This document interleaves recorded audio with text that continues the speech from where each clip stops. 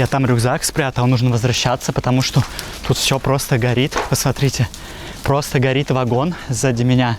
Не знаю, кто-то специально поджег или, ну как это могло загореться. С другой стороны, может быть, как-то крыша нагрелась, и там какие-то материалы воспламеняющиеся. Это станция, да, она здесь заброшенная, но это все территория станции.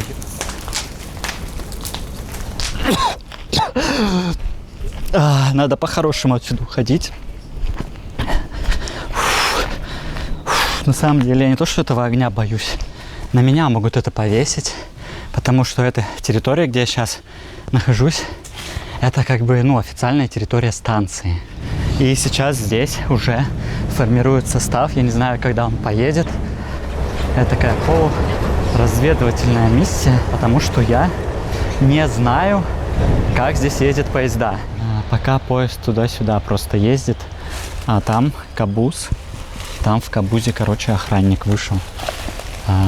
Надо зайти так за вагон, чтобы меня сильно не было видно. Не знаю, как я буду отсюда уезжать, учитывая, что у меня есть ограничения, и я не могу на ходу запрыгнуть. Если бы здесь был целый пол, здесь можно было бы даже ждать поезда, если что, переночевать.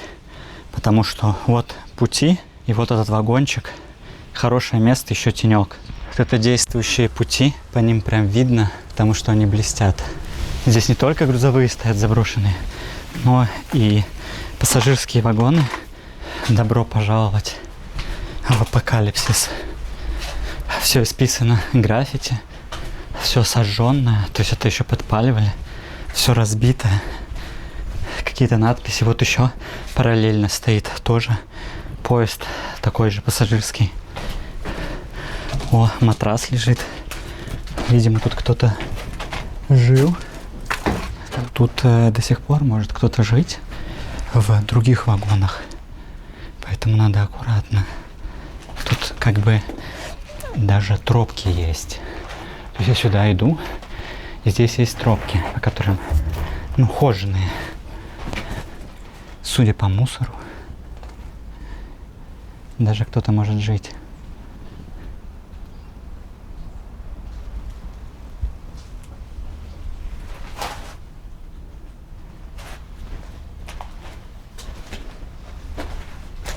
Дальше решетка, дальше тут не пройти, надо вылазить, обходить.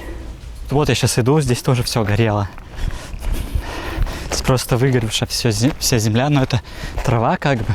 Но другое дело, что здесь рядом дома находятся, а если это до домов дойдет, до трущобных, до этих, вот это будет неприкольно. Но так жалко, конечно, природу.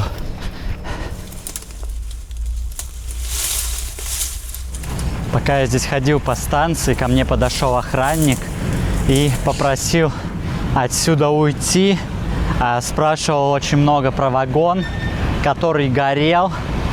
Я, наверное, лучше по-хорошему поеду на следующую станцию смену бригад, потому что не хочу, чтобы меня как-то внезапно обвинили в поджоге. ¿Vives acá? Sí, ahí. ¿Y no te molestan los trenes? No. ¿No? ¿No es ruidoso? Это охранник прошел только что с собакой. Здесь патрулирует территорию. Предположительно, вот этот состав сегодня поедет на запад. Куда точно, не знаю. Soy de seguridad de acá. Pero... Mi carnet te lo muestro. No, está bien. Pero no podés estar filmando ni sacando fotos. ¿En serio? ¿En serio? Si no, no te voy a decir. Ni Bien. tampoco caminar por el predio de las vías. Ага. Podés caminar por allá afuera y tampoco ingresar. Esto Entiendo. es todo un complejo. Gracias. Así que por favor te voy a invitar a que caminemos para allá. И я решил поехать на следующую станцию смены бригад. Хорошо, что здесь ездят электрички, и можно на электричке доехать. Это, конечно, долго, но опция такая существует. ¿Qué te parece Argentina? Me parece muy linda. ¿Sí? Sí, muy tranquila, de hecho. Sí, y depende de dónde. Si vas por allá atrás, pero Sí. Pero todo es muy caro. caro, carísimo. Sí, por eso un poco difícil. Sí, es caro. Para nosotros también es caro. Es un país caro. Я прибыл на станцию в городке Мерседес. И по моим предположениям, здесь должна быть станция смены бригад. Здесь вообще как бы нет ни заборов, ни охраны. Но охрана, может быть, и есть. Но явно не такая, как там, в Буэнос-Айресе. Кладбище автомобилей и всякой старой техники. Огромный ангар, и в нем хранятся автомобили вот такие разбитые, заброшенные, какие-то просто изъятые таможенной службой, как я понимаю. Всегда интересно наблюдать, как природа поглощает мир людей, превращая технику, автомобили, поезда в груду бесполезного металла. Автобус просто весь в каком-то хламе. Конечно, впечатляет, но на самом деле он кажется, в порядке, вполне себе. Просто много хлама. Я заметил камеры. В общем, и там играет музыка. Здесь, значит, есть охрана, и они это все охраняют. Поэтому я пойду отсюда, подальше от греха.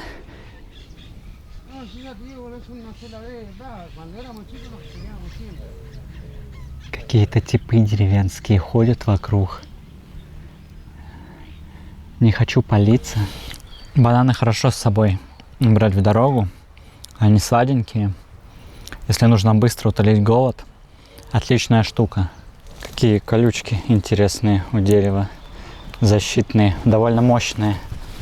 Надеюсь, они мне гамак не порвут. Можно вот так вот спокойно пораниться. Просто вешая гамак. Блядь, я себе ногу проткнул. Сука, блядь. Сука. Маленькая точка, но все равно больно и неприятно. Надо аккуратнее по этим кустам шариться. Больно наступать в то место, где проколол. Честно, я не думал, что так будет болеть. Я себе в дорогу нарезал перца для того, чтобы можно было нормально поесть. Пожарил курочки. Взял с собой еще черри, чтобы у меня была разнообразная еда. 1000 километров отсюда до Мендосы. И железная дорога в не в очень хорошем состоянии в Аргентине. Так что непонятно, получится ли мне до туда доехать. Я не знаю маршрута. Путешествую, я буду узнавать, как здесь устроено ЖД. Я себе снова пробил еще раз ногу колючкой. Теперь она очень жестко болит. В таких ботинках, конечно, не вариант ехать. У них тонкая подошва, а здесь вот такие, колючки. Полночь. Товарняка так и нету. Сейчас я, наверное, уже больше не буду ждать товарняка. Буду уже ложиться спать. Я уже в целом спал, дремал. Вот здесь два прокола. Вот первая точка. И вот вторая точка. Прикасаться больно. Наступать вообще адская боль. Тяжело выбираться из этих зарослей. Плюс страх опять наступить на что-нибудь. Да, за это время на станции вообще ничего не поменялось. Если кто-то на станции, если есть, просто спрошу у них. ¿Dónde son? De Rusia. ¿Y paseando acá para Argentina? Sí, sí. A la tarde tenemos una de Junín. ¿A la tarde A una la Junín? tarde de Junín recién como las 6, 7. Según el El cargador. cargadito de Junín, sí. Sí, a las 6, Vale, 7 de la tarde vamos, viene alguno. El azul es agua fría, el otro caliente, pero el azul es agua fría. Caliente, caliente? Sí, ese es fría. Como para mate, Sí, sí? con mamá, el rojo. Набрал воды. A la tarde no como nada. Машинисты мне прям дали. Si pasa que hubo un descarrilo, viste, de Junín para allá hubo un descarrilo. Entonces, ¿qué pasa? Hay como una villa, viste, y se ve que sacaron los sensores de la vía y cuando pasó el tren se cayó. Para robarle las cosas, se le robaron de todo. ¿En serio? Sí, no sé, pasando Junín, no sé dónde será la villa esa. Y bueno, ahora hasta que no la reparen ahí, a lo sumo que ahora peguen la vuelta. Pero ¿sabes cuánto tiempo necesitan para arreglar? Para arreglarlo, Ajá. según los metros que se haya roto. Поездов сегодня нет, потому что сошел поезд впереди, что там какие-то датчики на путях повредили. И, в общем, сошел поезд. Не знаю, насколько это правда. Чищу зубы в туалете кафешки. Классика. Каркас рюкзака уже деформировался. Здесь вот тоже рвется, к сожалению. Здесь вообще полностью дно порвано. Здесь торчит бутылка с водой. Здесь порвано. Подожду, пока у меня заживет нога, чтобы я мог продолжать путешествие. Ну и, наверное, надо как-то починить немного снарягу.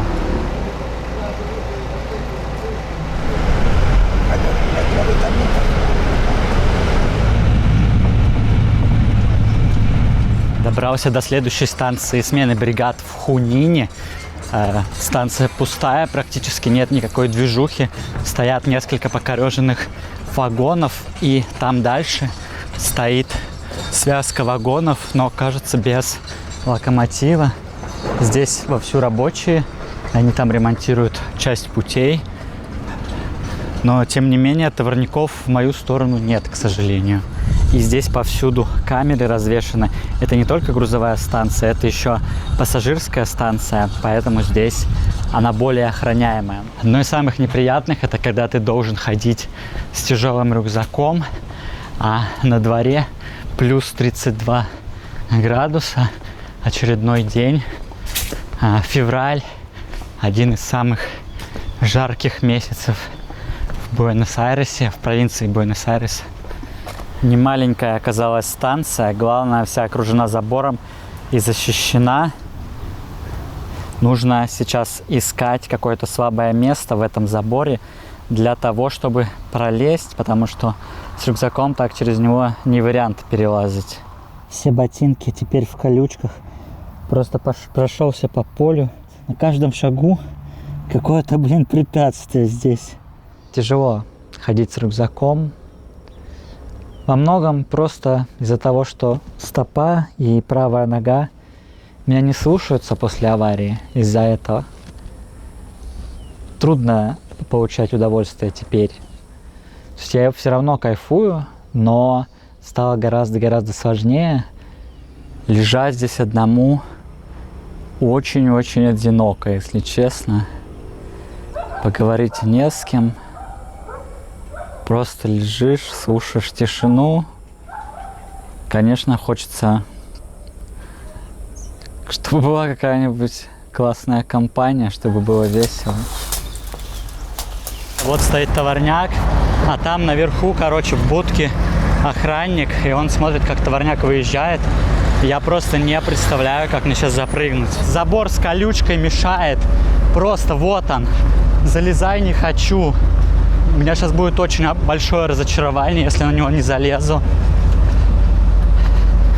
Надеюсь, мне нужно немножко больше времени, может найти дыру в заборе, где я смогу пролезть.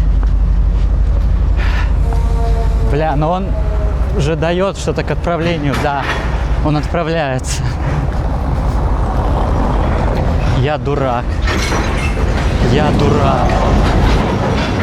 Состав уезжает на моих глазах. Я раньше бы смог на такой скорости его догнать. Вот тут наверху охранник сидит. Но если бы я мог его догнать, как раньше, я бы догнал на такой скорости. Как обидно. Очень сильно обидно. Происходят непонятные маневры. Поезд, оказывается, не уехал. Он там остановился дальше. Сейчас на переезд просто выехал локомотив и перегородил всем дорогу. Не знаю, что происходит. Я спросил охранника, он сказал, что этот поезд, который сейчас уехал, он назад сейчас вернется на станцию. И вот он действительно возвращается. Он меняет путь. Да, он меняет путь, он возвращается по другому пути. То есть, но при этом у него концевой знак есть. То есть это значит, что состав собран. То есть он готов к отправлению.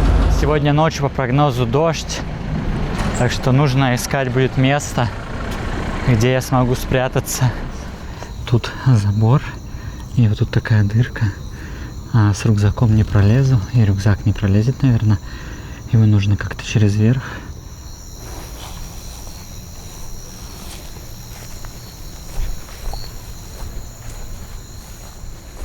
Возможно, тут можно переночевать. Крыша есть. Такое ощущение, что там кто-то живет, то есть там тропки ведут к вагонам.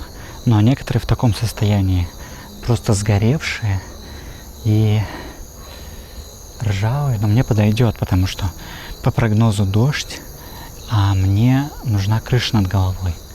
То есть в целом я гамак могу, скорее всего, там внутри повесить без проблем.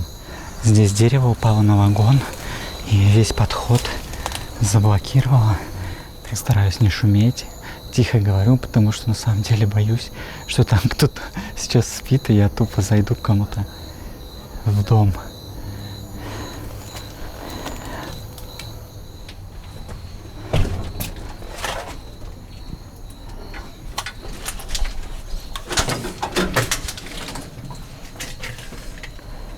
Охренеть.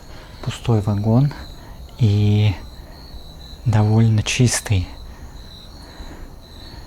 Отличное место. Надеюсь, никаких гостей не будет, и я проведу здесь нормально ночь.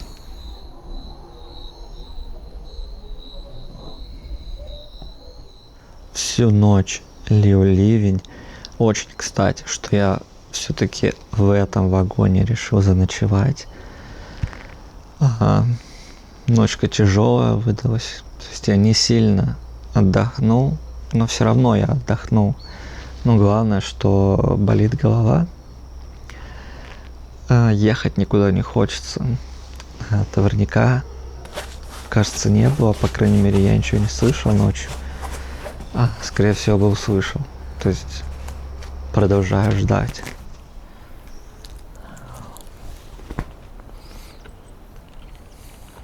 Вот эта замечательная футболка – это мой мерч. Здесь такой принт с товарником и путешественником, который едет вдаль, собственно, в целом, как и я, но я пока никуда не еду. Эта футболка – классный способ поддержать мое путешествие. У меня, кстати, есть еще одна вот в таком цвете. Если вам интересны товарники, если вам нравится эта тема, хотите меня поддержать, то заказывайте по ссылке в описании под видео. Все сгоревшее, целый вагон. Выглядит просто безобразно. Только что узнал, что сегодня в Аргентине Паро Хенераль. Это значит всеобщая забастовка. И всеобщее значит, что ни поезда, ни общественный транспорт, ни самолеты, ничего не летает. Это касается всех видов транспорта и, скорее всего, даже касается грузового транспорта. И с утра не было никакой движухи на станции, поэтому я думаю, что возможно, сегодня ничего не поедет из-за забастовки. Да, мой состав стоит на месте, не уехал. Он должен был уехать, значит, точно сегодня из-за всеобщей забастовки ничего никуда не поедет. Такие колючки, они очень острые и они очень болючие. То есть это даже необычный лепейник, они очень острые и глубоко впиваются. А между вагонами даже видно, что люди почти не ходят, потому что здесь все заросшее. Тут, то есть даже тропинки нету. Все операции основные проходят либо на соседних путях там, либо здесь вообще не очень активная станция. Кафешка используется сразу в разных целях. Поесть, подзарядить девайсы, умыться. Просто яичница, да, здесь. Булка, небольшой фруктовый салат. Это я отдельно взял ликваду.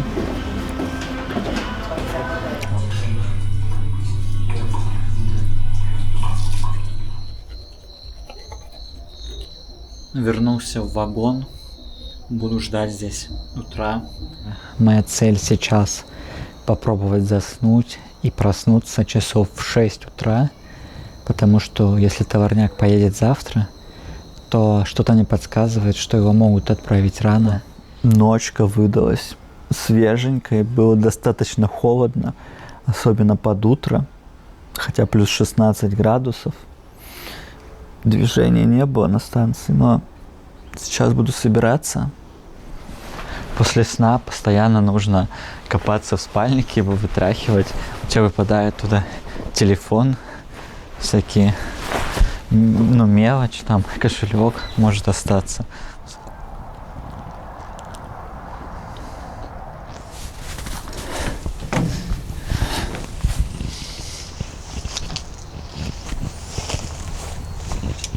Мой состав, по идее, должен стоять за этим. Сейчас пойду проверять.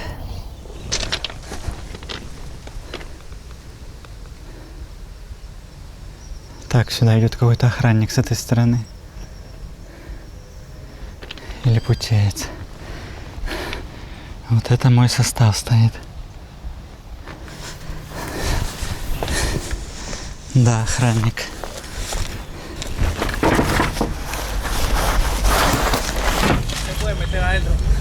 Sí, entendí. ¿Estás de seguridad? Sí, Ah, es privado. pensaba que es un poco abandonado. Y está abandonado porque va y vienen los trenes nomás. Bien, entiendo, gracias. Да. К сожалению, товарников нет на станции. Меня уже заметил охранник, поэтому еду автостопом. Поймал местный автобус для того, чтобы выехать подальше из города на трассу, чтобы было меньше локального трафика, и там уже можно стопить. Как в старые добрые времена.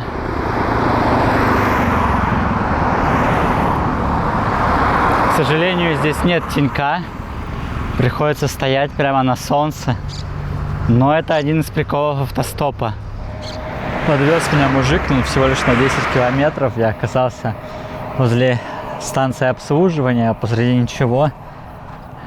Я стоял на предыдущем пункте 2 часа, у меня сгорели все руки, к сожалению.